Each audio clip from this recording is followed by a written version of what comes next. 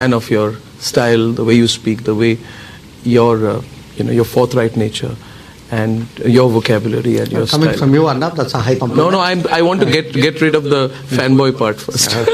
But I must say that we've been following everything that you've done for the country, and I've looked forward to this interview. So thank you. Thank you, Mr. Pleasure, good to be here. Thank you, sir.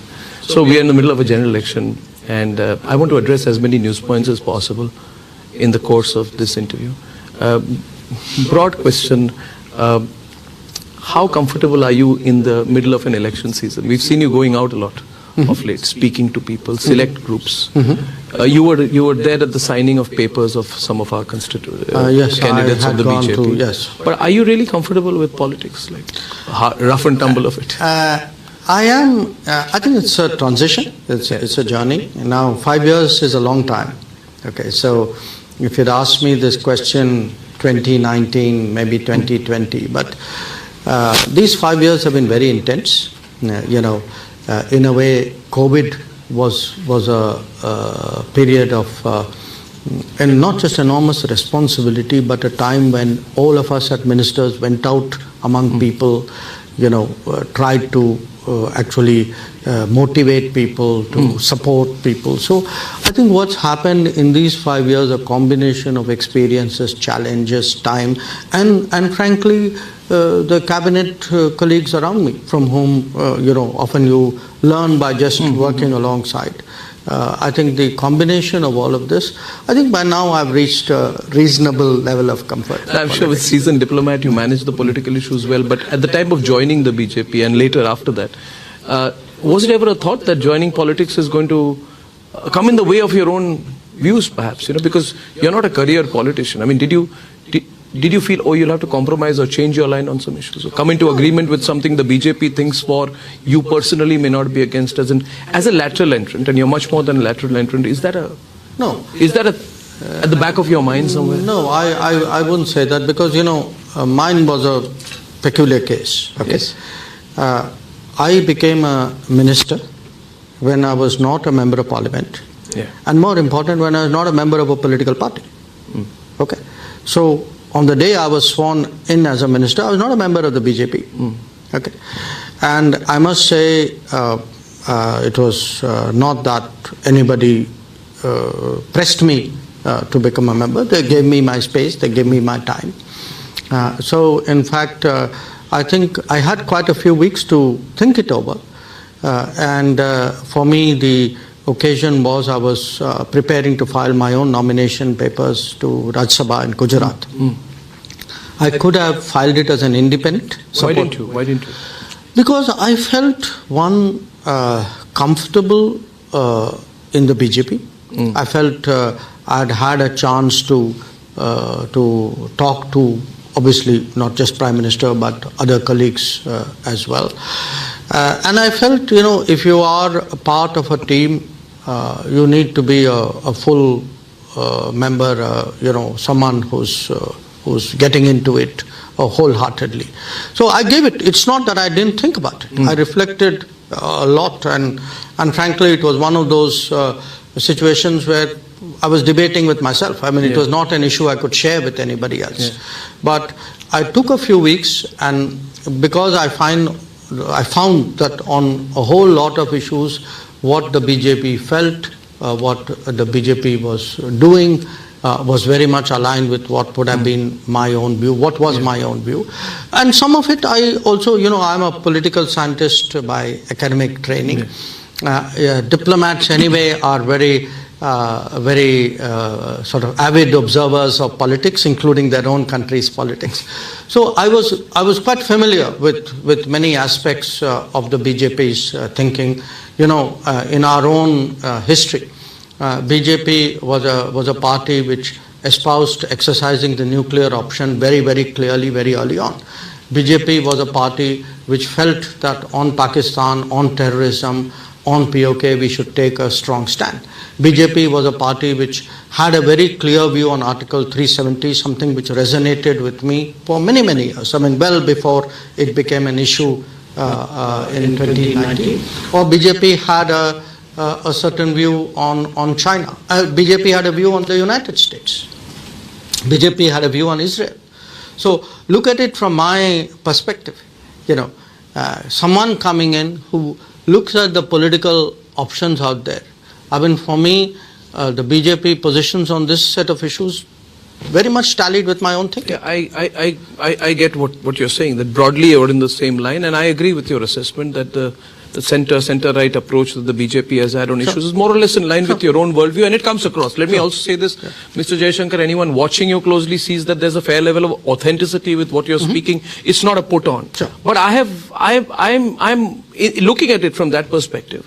The Kachativu issue will be seen to be one issue in which the politics got ahead of the foreign policy. So when the Prime Minister says that the previous government Congress government callously gave away Kachativu, and then the follow-up question to that will be that when the third term of the Modi government starts, are you not going to take that through as a follow-through action, or will you only say that they gave it away, but because it becomes obligatory then for you to reopen the dialogue on Kachativu with the Sri Lankan government, which will be a very tricky issue. Arnab, I think the point is something else. Here we have had for the last many decades challenges, problems faced by Indian fishermen. Okay.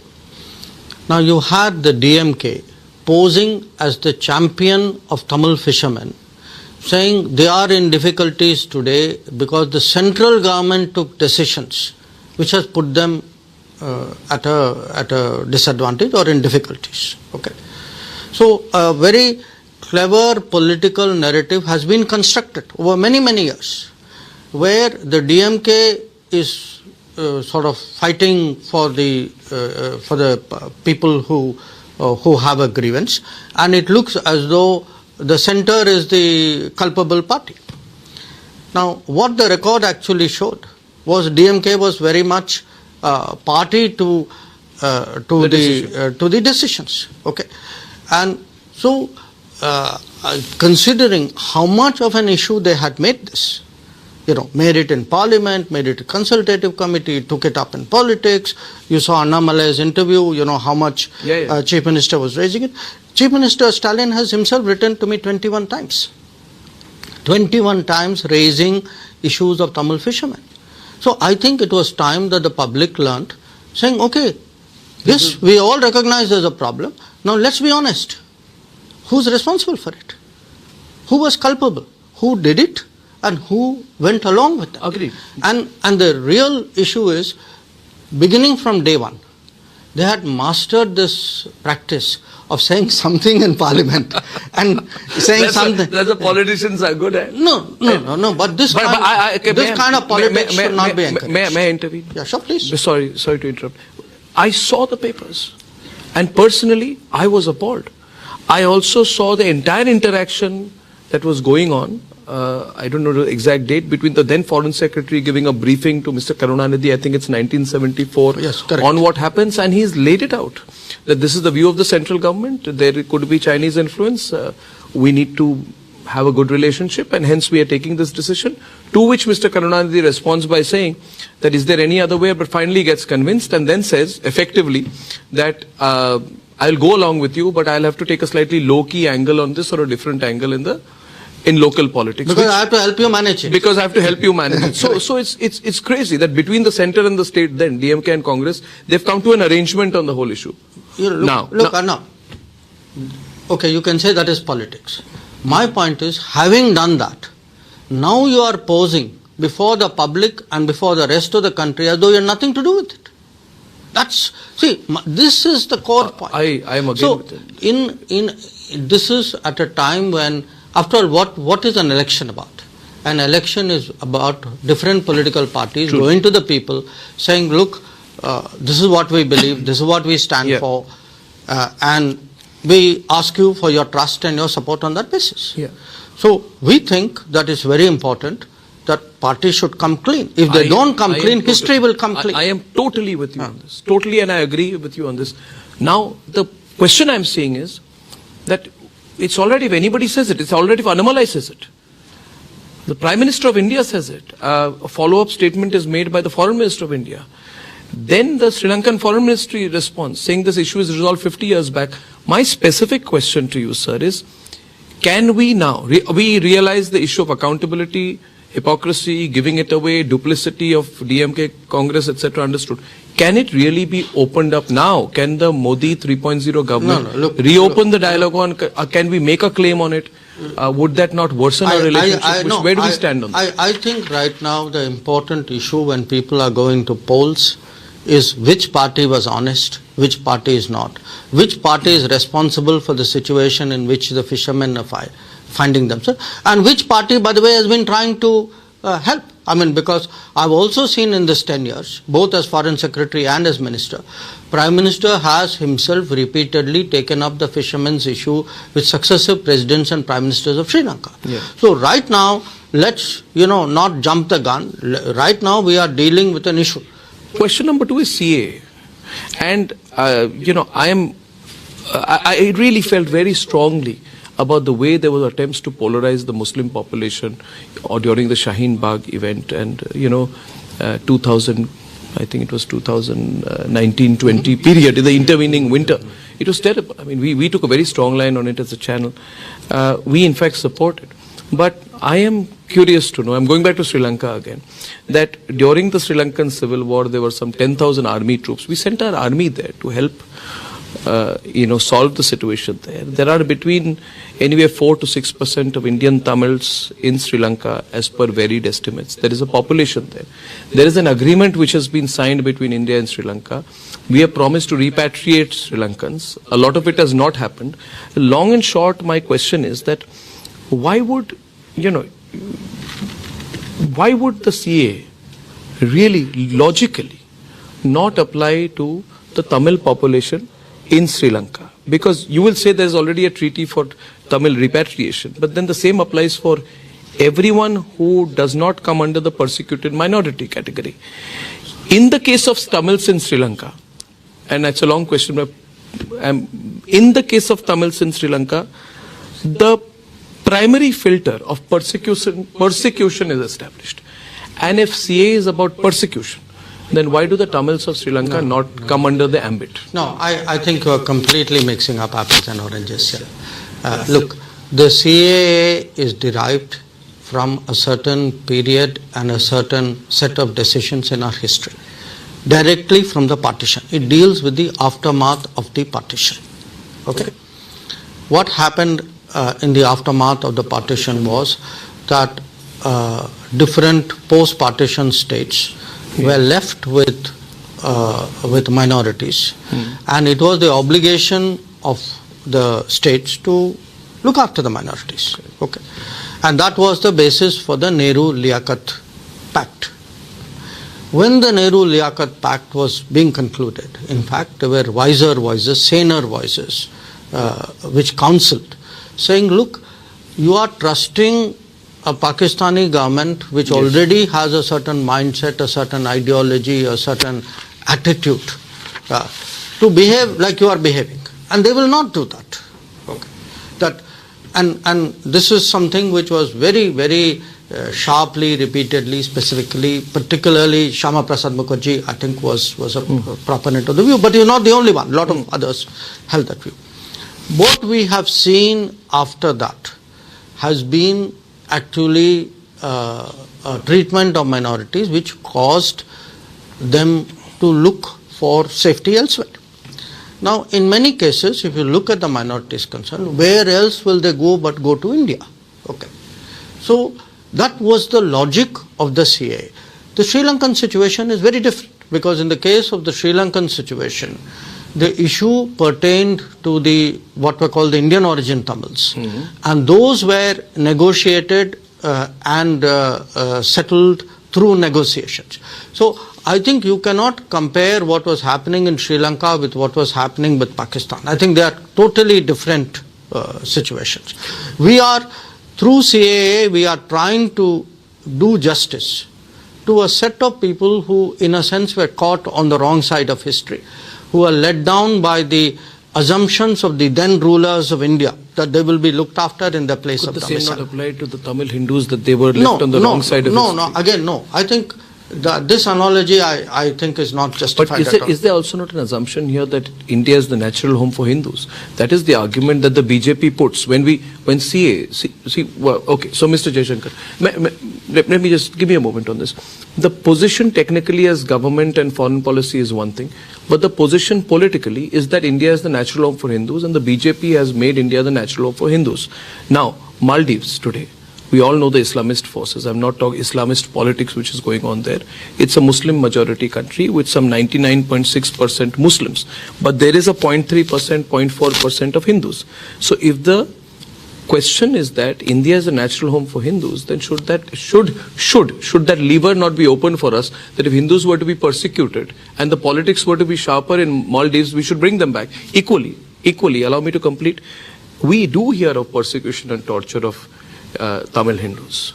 This has been a persistent political issue, so why should they be excluded from the process? No. Why should partition define our present day politics? No, look, partition does define our present day politics because it was such a fundamental, you can say, mistake, and whose consequences are still being felt today. So let us not wish away partition as just another event in our history. It has had consequences. Those consequences today still continue to shape the politics and the foreign policy and the strategy of the entire Indian subcontinent. So let's keep the centrality of partition very much in view. Again, I put it to you, I do not agree with the implicit suggestion that somewhere you are drawing an analogy between the situation in Pakistan and the situation in Sri Lanka. In the case of Sri Lanka, on the contrary, it is our position that the Tamil minority in Sri Lanka should be assured a life of dignity, that they should be given equal rights. So on the contrary, it is not that we are encouraging Tamils in Sri Lanka to come to India. That has never been the policy, nor in my mind would that be the right policy. So I do not accept the framework in which you are asking that question. Mr. Jaishankar, are we being pushed by the West? I mean, I want to come to this trend of late. And, I've been noting the events, this trend of late of the West, really sharply, especially since January, February, and increasingly now with frequency. 27th March, the United States State Department made a very, very specific comment on the internal matters of India, mentioned the arrest of Mr. Arvind Kejriwal, then went on to specifically talk about the income tax action on the Congress party. I saw it and I felt the question was planted. I did a debate on it that night. And I also surmised that the answer was also rehearsed. Planted question, rehearsed answer. So my assumption is, and I said on that night, America is deliberately doing this. They are pressurizing us. Then there was a comment by Germany. Then there was a slightly more sedate answer by the United Nations. So the West seems to have a very enthusiastic interest of late, Mr. Jaishankar, on the domestic politics, especially before the elections. And we've seen this, some Australian channel running stories on the Indian Prime Minister accused of stifling dissent. Germany makes two statements regarding Kejriwal's arrest. Then the US makes two statements, deep concern over Kejriwal's arrest, freezing of bank accounts of the Congress party.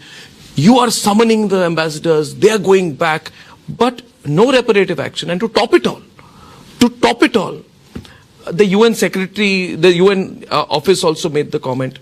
So my question is, Mr. Jaishankar, I won't get into why this perception is there about India, because it's not perception. Is it the deep state getting back at India? Especially because they are seeing Narendra Modi come in for a third term. They want to apply the pressure. And they're not being very friendly about it. And is it the deep state getting back? Is this orchestrated? It can't be one-off. It has to be within nations, Five Eyes, or something more deep than it's not accidental. I mean, it doesn't appear accidental. I'm sure not to you either. Please. Look, I would use a different construct. Sure. The construct I would use is we live in an era of globalized ideologies. Okay. So what happens is people who espouse a certain line of thinking, let us say in India, would have counterparts or mirror images in other parts of the world. And in today's politics all over the world, these similar thinking people, you can say fellow travelers, support each other. Okay, when one is down, the other tries to help out politically. Okay, this is by the way not necessarily with specific reference to those foreign ministry remarks. I'm making it as a general point. So you see, for example, newspapers, TV channels, social media, reports, ratings of various kinds. What is this entire phenomenon? This entire phenomenon is actually a globalized elite, you can say, who share a broad similarity, who have also that sense of entitlement that they run the world. And if any part of the world goes off in a different direction and their preferred choices are not doing well, then they try from outside to influence, to legitimize, delegitimize, pressurize. This is broadly the par for the course, you say? This is the reality. It's not par for the course. It's not. Because I'm going to challenge. Okay. How does one react to it? Okay.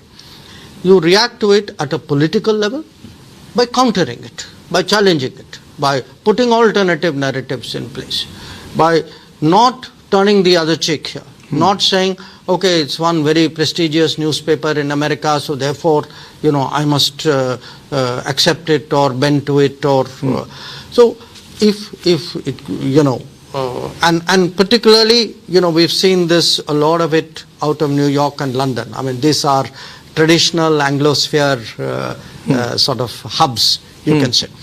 So I think politically this needs to be countered. Alternative narratives need to be out there. It has to be clearly put that the kind of vote bank politics that they espouse, the kind of special interests that they advance, the fact that they actually on the ground, while preaching a certain I would say a vision of progress. The reality is, if you look at even the globalization vision that they espouse, a narrow segment of people benefit and actually large masses get left out, which is why there is today a global reaction to it. And by the way, we are today confident enough, strong enough and independent minded enough that we will not be swayed by what you are saying. So it won't matter to us. We will do our own thing. And we will counter it by our actions. So will the pressure work? So will the pressure work? So my first answer is, my way of responding to 10 years of pressure, one is by answering back, but the other is by doing things in India. That when you have a government which says, look, this is a democracy that delivers, we will use technology, we will do good governance, we will ensure that socio-economic benefits will be delivered on a mass scale, and this will expose the people who espoused an earlier model, which was actually, this is one way of doing it. The other is when it comes to foreign offices. Okay. In diplomacy, there is an etiquette. Okay. I mean, people have manners, nations should also have manners. Sometimes people's manners are not good enough. I'm afraid occasionally that is the case of nations too. So when people with good manners, countries with good manners are not expected to comment on the internal politics of others, because once you start doing it, then what happens is you open it up. Now this is not going to help anybody at all. So the point here is to tell such countries that, look, it's in your own interest, please don't go down this path. And also when they do it, again, don't turn the other cheek. That as I tell people, look, if you comment on me, I have the right to comment on your comment. Okay. Now, how I modulate it will depend on my strategy, my interest, my timing. So this is not an era anymore, because again, part of it is, it's not a level playing field. Okay. The people commenting and the subjects of their comment were historically, or at least in recent history, not on par. So some countries believe that over many years they've commented on the entire world and that gives them a continuing right to comment. The world is changing. You're going to get pushbacks. We are pushing back. Did America cross the line? With the Kejriwal comment? No, I think, Arnab, we made... As straightforwardly as you can tell. I think we made very clear what our view was, that, But I'm asking you, did they cross the line? I'm saying we took very strong objection to what they did. But it's different when an NGO says that. It's different but it's very different when a government says it. Why the government saying it? Well, look, We wouldn't take notice in the media if it was an NGO or a think tank saying it, but if it's the government which says it, it's a completely different matter. which is why we communicated very clearly to the American acting ambassador that we take a strong objection to what was said, and that what was happening in India was not a concern of any foreign government, and that people should not... Why did they continue then? Why did they persistently continue to make the comments? I cannot, Arnab, either dissect it or justify it or analyze it beyond a point. I mean, if I feel what you have done is not correct, why am I going into what could be your possible mindset? That's for you to worry about. So, last part of my question was that it's all happening together. Is it accidental that 4 or 5 governments are all saying the kind of same thing? It's official. It's not coming from UN, Germany, America. I don't. Is it accidental or is it coordinated? I don't have a conspiracy view of the world, but I do have a view that different countries, different political interests, different governments sometimes coordinate. That is a fact. Will it affect the foreign policy of Modi 3.0? I don't think so. No? I don't think so, or it won't. No, absolutely. If all these countries were to put pressure, would it affect our domestic politics or our... What do you mean they're going to put pressure? I mean, is that going to make a difference to our election results? It won't. I mean, do you think anybody in this country wants to be told by some foreign government as to what is right and what is wrong? And if you look at these issues, here is a bottom line. There is a process of, there are legal issues. Okay. In these countries, does the law stop when election starts?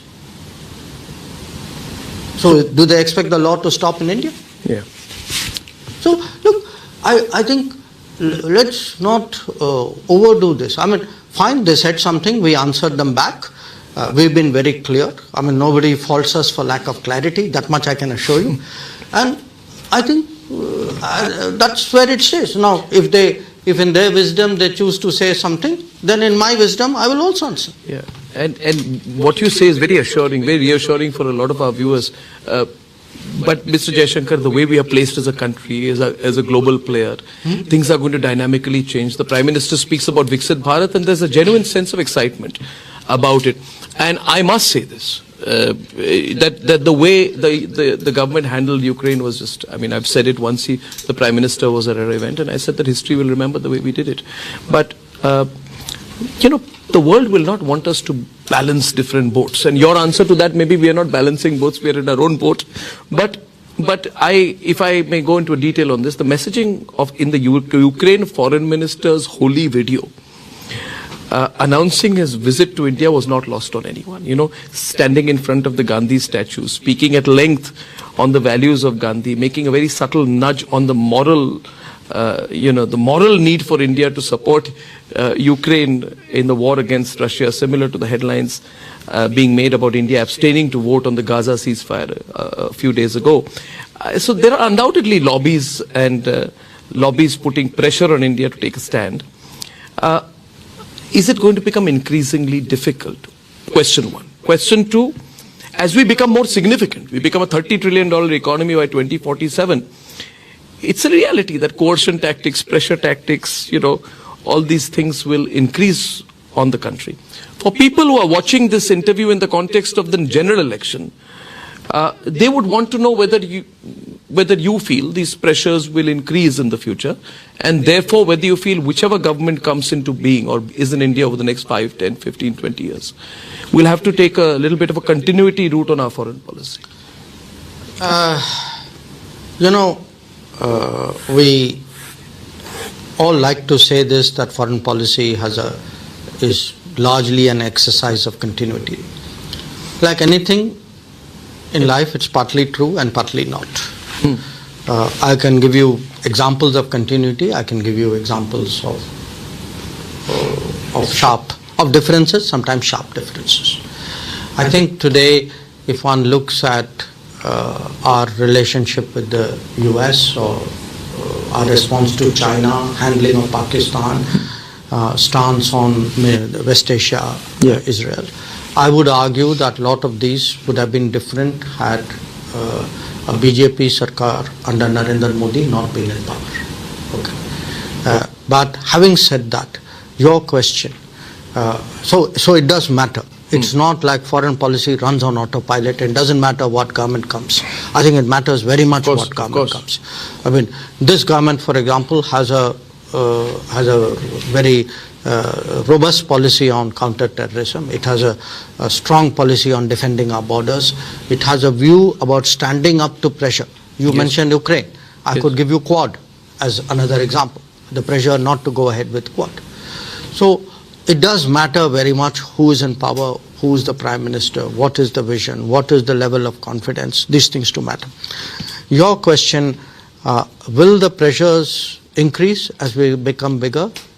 Yes. It's natural as any country rises, particularly a big country rises, that there will be others who will, in a sense, some will look askance, some would be uncomfortable, some would downright oppose. We are seeing shades, of course, shades of it. So a lot of diplomacy is going to be about how to manage that rise in the most smooth way possible. Now, if you look at China's rise, China essentially rose, I would say, between about 1990s till the early 2010s, the 20 years. Those 20 years, China had great stability in the international environment. There were things happening, but those things were firewalled and put away on the side. It didn't affect China. In our case, we have to be prepared to rise amidst a very volatile global situation, a lot of uncertainties. Where US will go, where China would go, what will happen with Russia, is Europe becoming more strategic, will the Middle East kind of explode even more? These are all going to be big issues. So we are actually looking at a very interesting proposition.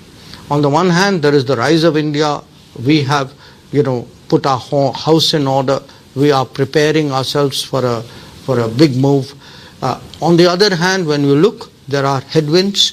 We have to have the experience, the confidence, the wisdom, the understanding to navigate through those headwinds, which is why today it's so important to have a kind of leadership which the people of India will believe can sail the ship of India, navigate through these difficult waters. So it's a weaker central government in India works for India's global competitors, quite clearly. I mean, who would not want to see us outpace them? Yes. To put it more directly, having Narendra Modi as Prime Minister of India is not in the interests of those who may be concerned that we will be outpacing them. Let me put it to you positively. I think, am I putting it? No, I put it to you this way. Having Narendra Modi continue as the Prime Minister of India is obviously in the interest of India and the people of India, but I think is also very much in the interest of friends of India and those with whom we have converging interests. Because there are a lot of countries who today, they may differ with us. Yes. We discussed some of the Western countries, but by and large, Western countries today want to see India grow. They want to see India there are these strong lobbies. And, did you see the Guardian article? Which featured an article saying I don't normally read the Guardian. Is there a particular article?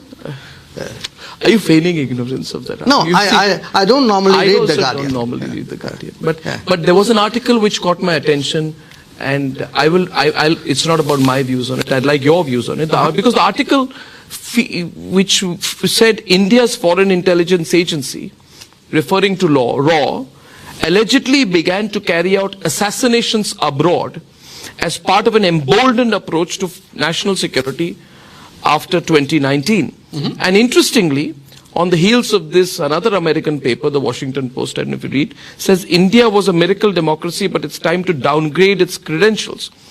And, in February, a British publication said India's civil society is under attack.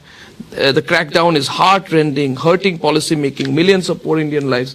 I wouldn't be concerned about the generic comments, but I am seeking your response to the very specific charge that we are carrying out assassinations abroad and quoting unnamed Indian intelligence officials, etc. Look, as a generic, no. On the first issue, since you cited a lot, yes. If a bunch of Western journalists have a problem with what is happening in India, that's their problem. Okay, we've been through that ground before. I've brought out to you the biases, the ideologies, the condescension. Yes. There's a whole syndrome, Yes. out there. So I'd say I kind of wave it off. thank you very much. I know how good a democracy I am. I am today a democracy that really delivers. And if we start getting into merits of democracies and the qualities of democracies, there may be a few home truths that I may have to give, which you may not like. But let's put that aside. The second the issue, if in regard to what you said, I think this pertained to Pakistan. Sir, this pertained to the alleged assassinations in Pakistan. Yeah. Several individuals. So many of them who are terrorists. Something allegedly happened in Pakistan. Okay. 2 people in Pakistan, presumably nationals of Pakistan, right? That's what we are talking about? Yes. Then you have the wrong end of the stick here. People should be asking Pakistan, who are these people? Who are these sterling citizens of yours who made such valuable contributions that their demise, alleged or otherwise, untimely or otherwise, is an object of international attention? So let's do some digging out here. Who are these people? Why are their alleged deaths causing concern? That should be the beginning, no? Presumably, but the question is, the charge is being put increasingly of late that India has this Mossad, Israel type approach where you enter the borders of other countries and carry out assassinations. My question is still not being answered. My question is, if some people allegedly died in Pakistan for whatever the causes, let's first discuss who are these people. It's well known. Many of them are terrorists. Many of them are okay. So can I presume? We did the background information. We checked it. Obviously the reference is to terrorists. Many of these terrorists are people who have played a role in carrying out terrorist attacks on Indian soil. So some of them, including taking part in these alleged deaths in Pakistan of certain people are terrorists. Well, you remember that Hillary Clinton bit about snakes in your backyard. I think you have enough snakes in your backyard. Snakes may bite each other. I don't know. It's happening in Pakistan. It's for them to figure out what is happening. But I would only say this. The moment I see that word intelligence in any article, I can tell you what every foreign office of the world will tell you. No foreign office, no foreign minister, no foreign office spokesman ever comments on anything. The moment you see that word intelligence, we have nothing to say. Why is that? That is because no country does that, no government does that. So are you saying that it has no credibility whatsoever, that particular article? I'm not saying anything. I'm just saying that there is a standard way by which every government responds to anything to do. No government responds to intelligence speculation. Sure. Let us say if this paper had made some article about British intelligence, you think the British Foreign Secretary would be saying, oh yes, come on guys, let me tell you everything about this? Of course not. Yes, no, but in an election time I'm seeing that, as well as another article in the New York Times which says Modi is where global democracy dies. On 7th of April, a British paper, the Financial Times, comments on the 2024 election being the last democratic election in the country. And you're smiling. So, okay, so would it be that you failed to convince the Western media, despite our stellar relationships with each of these countries, on the robustness of Indian democracy? And how do you read this increasing frequency of these articles on the eve of what is seen to be a historic election in India? Look, Obviously. Tell me one thing. You and I are sitting here in India. a week away from the polls beginning. Do any of us actually feel that our electoral process, our democracy is in any danger? On the contrary, pick up today's newspaper. What do you see? You say leader A saying this, leader B saying this, opposition party, somebody doing this deal, somebody crossing over that side. The democracy is in action. No, they may be living, they must have some view of India on some other planet. But do you not see can you actually, do you think any Indian actually believes today that our democracy is not working? But do you not see a link between Rahul Gandhi going abroad and saying the Western democracy should come and save us, and the comments coming so much so, and increasingly the State Department speaking up for them and the articles coming out? Do you not see a link between his appeal and their follow-up action? I do see, and in fact, early on began with that. I do see a global elite which often has preferences. When their preferences are not endorsed by an electorate, they apparently get upset about it. So these things do happen. And I also do see, by the way, I do see, politicians from India, and I have called it out before. You cited one example, that going abroad and inviting others to come and interfere in this country, which I believe is wrong. I may have my differences with you, but I don't think, look at our history. What happens when people go abroad and invite people to come? Yeah. Okay. I think this is it encourages that trend. You feel it encourages that trend? I think that's bad for the country, it's bad for the politics, it's bad for them, by the way. Because it shows you are so weak that you have to go outside and ask people to come and support you. So Mr. Jaishankar, we referred to it some time back. Can it all get undone? Can it all come tumbling down? We're talking about an election where everybody is sort of assuming that it's going to be a sweep for the BJP. And we've got a certain route under the Modi government on foreign policy. It's not about 24, 29.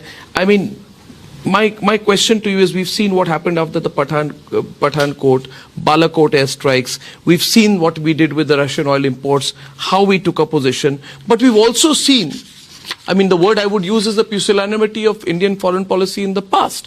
And I see this manifest, for example, in the Congress Party manifesto, which says, straying from foreign policy, that the office of the National Security Council and the office of the NSA should be brought under the oversight of a select committee of Parliament.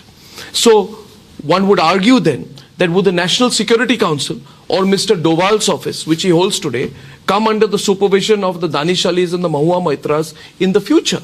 It's a very realistic question, because it's been put up as a proposition, whereas the world is getting specialized, domain experts. So I asked myself, were it not to be a straight election where we see a Modi victory, would it not be a matter of concern that the most populous country in the world would have its foreign policy turned on its head should the result be different? I think fortunately there won't be cause for concern. Fortunately. Yes. So I think your worries are misplaced. This time. Look, I'm optimistic about our country. I'm not saying we don't have challenges. But since you mentioned some things, let me respond to it. First of all, you must be one of the few people who's read the Congress manifesto. I don't know how many places. I read. I have even. I compliment you on your hard work. I would even read the CPM manifesto. But the fact is that if you look at most countries in the world, the National Security Advisor in almost any country, I can't think of any country where they actually are treated as a part of a parliamentary oversight. Yes. So I think whoever wrote it, what can I say? It won't have relevance. In any case, I admire the fact that you at least bothered to read the manifesto, since there will not be an occasion for anything practical to happen with that manifesto. This will remain an academic point. But there is a larger issue that you have raised, and the issue is this. You see, in the last 10 years, there have been some significant changes in the manner in which we conduct foreign policy. not just in policies themselves. I can give you, as I said, give me any major account and I will show you that there has been change and change for the better. But if you look at some core issues which I think today should worry the Indian voter. Okay. One core issue, you will agree, Arnab, is terrorism. Yes. Okay. See, now you have to look at the change in the last decade as opposed to the previous decade. And I take you back to actually 2611. If you remember 2611, if you see people, accounts of 2611, including by the NSA of the previous government, essentially 2611 happens, the best minds of the government apply themselves. There is, deep sort of consultation and confabulation. And then they collectively decide. What do they decide? To do nothing. So they go through this whole manthan and say, oh, by the way, the best policy is we should do nothing. What are you referring to here? 2611. Specifically, was there a policy note in which they ever said that? No, that we will do nothing? Please read Shiv Shankar Menon's account of it. So my point is that if at the end of it all, because terrorism, terrorism is not something which happened today, yesterday. Terrorism started in 1947, a few months after our independence. The first attack on Kashmir was a terrorist attack of tribal invaders on a deniable basis. Yeah. Okay. Yes. Now, instead of from day one calling out terrorism, fighting terrorism, what did we eventually do? We ended up on the conference table, no? And that's how you ended up with the ceasefire line. Now, my point is that the way to fight today, the people of India believe very deeply that there are some issues on which governments should take a strong, uncompromising stance. Similarly, but we can't take that for granted. We can't take it for granted. For example, with China, we can't take it for granted. I agree with you on the terrorism issue, but thank you for complimenting me on reading the Congress manifesto, which also says that 370 will be brought back effectively. And my big concern is, since the election interview, Mr. Jaishankar, is that people are concerned. Okay, there's an assumption Mr. Modi will come back, but people are concerned, what if that were not to be the case? I mean, what would be our relationship with China? For example, I am personally, we saw what happened with Manipur. And there are issues of arms smuggling on the China-Myanmar border. We know the interest that China would have in destabilizing the situation in Manipur. And, China openly has declared its support for the junta in Manipur, no matter how the situation changes. So they are vested in Myanmar. So they are vested in Myanmar. They would want an entry into India. They would want to upset the domestic situation in India. There are lobbies here that have made things difficult for a reconciliation to happen in Manipur. Can we really assume that China would not, for example, look for a moment of weakness of India's internal domestic policy, politics, to get an entry point? We must assume that life is competitive. There are powers who are competitive. Yes. And the solution is to prepare. Okay. I'm sorry I'm going back into history, but sometimes history is a very useful teacher. Take today one of the crucial issues with China, which is actually the line of actual control and ensuring peace and tranquility there. What is it at the end of the day a function of? A crucial aspect of it is actually infrastructure. When our problems with China started in the 1950s, yes, it's very interesting if you go back. Where did it begin? There was, of course, a reading of China between Patel and Nehru. I've spoken about in public how Patel got it right and Nehru got it wrong. Okay. Patel basically said we have a two-front situation. Nehru said no, the Chinese will never do anything across the Himalayas. So Nehru was trusting, Patel was applying politics 101 on a neighbor. He was just a sensible, practical, non-ideological person who made a good judgment. Okay? Whereas Nehru made a bad judgment because he allowed his ideology to cloud the basics of reading of the situation. Basics of diplomacy, Yeah. which is you have a big neighbor, you have to take your precautions. Now, our first bad experience happened on an infrastructure when they built the Xinjiang Tibet highway, which went through the Indian territory of Aksai Chin. Okay, from day one, it should have been in our minds that if you need to deal with China, you must build up the infrastructure. Yet, what did we actually see? I mean, I'm now between 1957-58 till 62. Okay, infrastructure was. And A.K. Antony admitted it in Parliament. So we've had actually an enormous neglect. I mean, I'm giving you, firm figures. I mean, if you look at the budget for development of the infrastructure along the China border, it has gone up from below about 3,500 crores to about 15,000 crores today.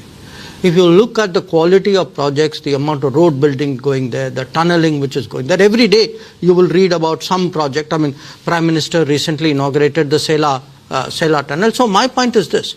Look, we have to assume, Arnab, that competitive powers will do things. They may or may not do it. Do not assume that they will not. So I will assume that China will, and in that context, my very specific question is, are you comfortable with the agreement signed between the Congress Party? The MOU signed between the Congress Party and the Chinese government, signed by Rahul Gandhi in the presence of Sonia Gandhi in 2008 on the sidelines of the Beijing Olympics. Congress Party has a side agreement with the Chinese Communist Party. How safe is that? You tell me. It's not safe, if you ask me, sir. Do you agree with me? Look, it's not safe. It's not good. I will only say this. Sir. I believe today, as a foreign policy advisor to the Prime Minister, that we should have a hard-headed view of our neighbors, especially of a neighbor like China. That in that sense, the Patel tradition, rather than the Nehru tradition, should guide us. It's not like nobody wants bad relations with neighbors, but good relations cannot be built up on weakness. Good relations cannot be built up on carelessness or on ideology or on misplaced ideologies that But if you have this approach government to government, would the BJP go and do an agreement with the Chinese Communist Party? Does it not compromise our national security somewhat? Does it? I mean, and the document, nobody knows what it is. I mean, is it in the country's interest for parties in government or parties in power or opposition to have these arrangements with external governments? You just heard me tell you when it came to DMK. Yes. Why I believe that transparency and openness are important. Yes. I believe that as a matter of principle. You think the Congress should disclose that document? As I said, go ask them. But it's not a good thing. I think more or less, I think you're making the point there. Mr. Jaishankar, finally it is established that whenever a central force is weakened, the state is weakened. Mm-hmm. And one of the political issues which have been happening of late is the Congress saying that India is not a nation. It's been since we are in the heat of a national election. The Congress party leader goes and says India is not a nation. It's some kind of a negotiation. And you may agree or disagree with the reference, but since Brexit... No, I strongly disagree. With that, yeah. Yes. Would you like to respond to this view that India is not a nation? The comment made everywhere, it's a negotiation between states. It's not really a nation in that sense. Can I get your thoughts on it? I cannot believe that for any right-thinking Indian, yes, India can be a negotiation. How can it be a negotiation? I mean, this is our core belief. It's our existence. I mean, how can your core identity and your core commitment, I mean, a nation is what defines people, every individual. Yes. How can that ever be a negotiation? This has been said repeatedly.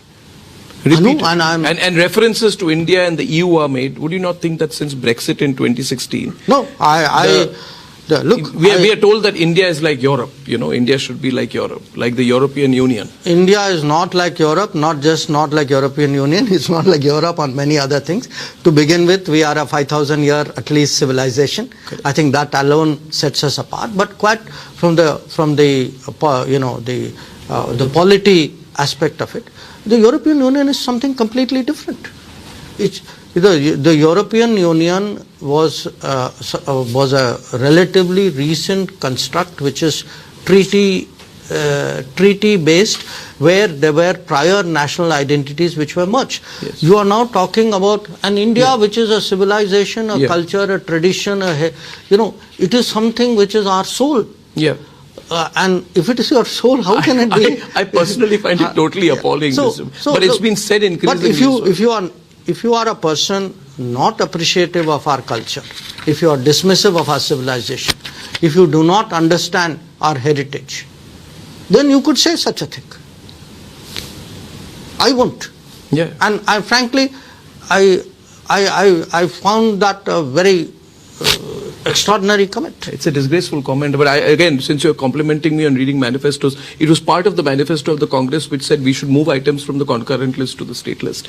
And the attempt at sort of weakening the center. Mr. Jaishankar, we've had the issue with Canada. Where does it stand right now? I mean, where is the issue with Canada? Question one. And,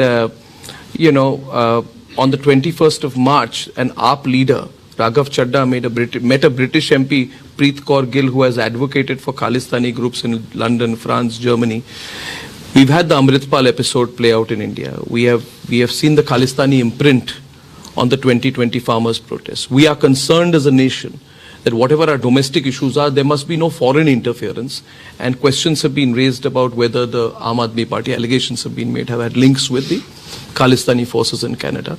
So comment in the current political situation on this, this conviviality between groups in Canada and political parties here, one, and where are we placed on the Canada issue? Let me come because they also accused us recently of interfering in their election. That was a bit thick coming from them. Look, the point is that where are we placed vis-a-vis Canada? I think we have had a very difficult relationship with Canada. And we've had a very difficult relationship with Canada because Canada, for political calculation, has given space to extremist political forces who often advocate violence and separatism from India. Okay. These people are today allowed to operate in Canadian politics in the name of, what they are saying is part of free speech. Yes. Okay. Now, that's a problem for us, understandably. Yes. Yeah. And particularly if in the name of free speech you have taken it to a level of threatening diplomats of India, of any foreign country for that matter, of intimidating legitimate diplomatic activities. And I often ask my counterparts, how would you feel if the shoe was on the other foot? If this was happening to you, you'd be screaming. Yeah. So I think it's important that that kind of space not be given, that this intimidation and harassment of diplomats is not condoned. Yes. And that where there are cases, after all, we are democracies, we are members of Commonwealth, where there are extradition requests, where there are known terrorists operating out of Canada, that these requests are honored. So that is where we are on Canada. We have right now a frank engagement on this. I talk to my counterpart, some other colleagues talk to this. And I hope very much that we have seen, I would say, cooling down there was a time when things had got a little heated. So I think that temperature has come down. That's where things are. Regarding your issue I'll come to that. Your issue of foreign interference. Yes. I think if you actually see who is interfering where, we all know, which leader and in what situation who has commented on whose politics. Yes. So I think for any country to accuse India of interfering in its politics, I think is absurd. I think in many cases, if we put a mirror in front of them, I think you will get the answer. Your third question, who is hanging out with whom in London? Or there is Epstein or a other relationships. there is a old saying that you are known by the company you keep. I would have thought, particularly at a sensitive time, politics being what it is, people would be careful. Yeah. If at this time, you feel that a company of known advocates of Khalistani cause is the preferred company, I think that says a lot. Yeah. You've been exceptionally candid. May I say, before I ask you the last question, you've been very straightforward on a lot of things, and I must say, Mr. Jaishankar, that we've seen foreign ministers hold back a lot, and you don't hold back. You wave away some questions, but you do take all of them. So my last thought to you, and this is something we want to hear from you. You have a lot of people who are your followers, Gen Next and otherwise, and I want you to comment on this increasing narrative of suspicion towards the 400 plus issue. The Prime Minister is going and saying 400 par, 400 par, 400 par. And there is a commentariat which says there is a deep and sinister motive behind getting 400 par, because if the BJP or the BJP-led coalition gets that kind of government, that kind of numbers, they're going to overturn the constitution, remove democracy, change the basic nature of the constitution, introduce a presidential form of government, have a Hindu-only government. There is this aspect of creating a little impression, especially because the Prime Minister has also said, and everybody has said, that fundamental, be prepared for big changes. This is only an appetizer kind of, statements have been made by political leaders as well. But there's nothing sinister about that. You know how it's being read, that, oh my God, big changes. What are these big changes that will be brought in the third term? Viksit Bharat. Is it just that or something? No, look, I mean, first of all, if people, it's like saying those who will not pass an exam are worrying about a student who will get distinction. And saying, oh, it'll be bad if you do well, because I don't have the ability to pass the exam. So I think people should worry about how they manage their own political prospects. At the end of the day, if the people of India choose to repose their confidence in the BJP on the basis of 10 years of a very, very solid record, I think this should be a celebration of democracy. I don't see any reason for anxiety. And as regards where we are going in the future. Yes. Look at our record of the past. Okay, because at the end of the day, past tells you something about the future. How have the mandates been used?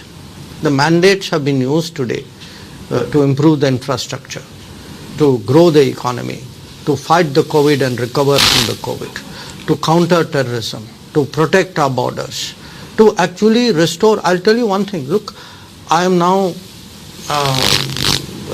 no longer a young person, okay, to put it very politely. But I see today a faith in politics. When I go to universities and meet, younger professionals of various categories, what has happened in the last 10 years is we have actually restored the reputation of politics in this country. That people feel a leader is someone who cares for their country. That there are people who will work night and day, give their everything to take that country forward. So, if people, this is sort of reciprocated by a strong turnout of support, whatever the number, because ultimately, numbers we will know when the votes are counted. So I'm not going into the numbers. But to say, hoping for strong support is somewhere sinister. I mean, come on. Really enjoyed talking to you. It's been a pleasure. We missed you at the Republic Summit, but I'm glad we caught up. Thank you. Thank you, Mr. Jaishankar. Enjoyed it. Thank you so much. Thank you, sir. Thank you.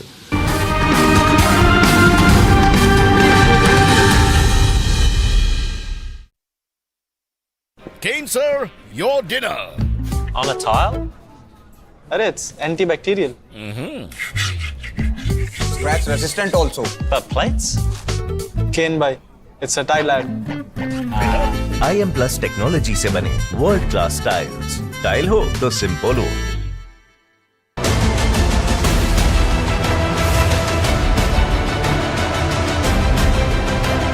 आपने मेरा काम देखा, हर पल देश के नाम, और मैं आपको कहता हूं 24/7 फॉर 2047 ये मोदी हर पल आपके नाम, हर पल देश के नाम। और इसलिए मोदी कहता है आपका सपना मोदी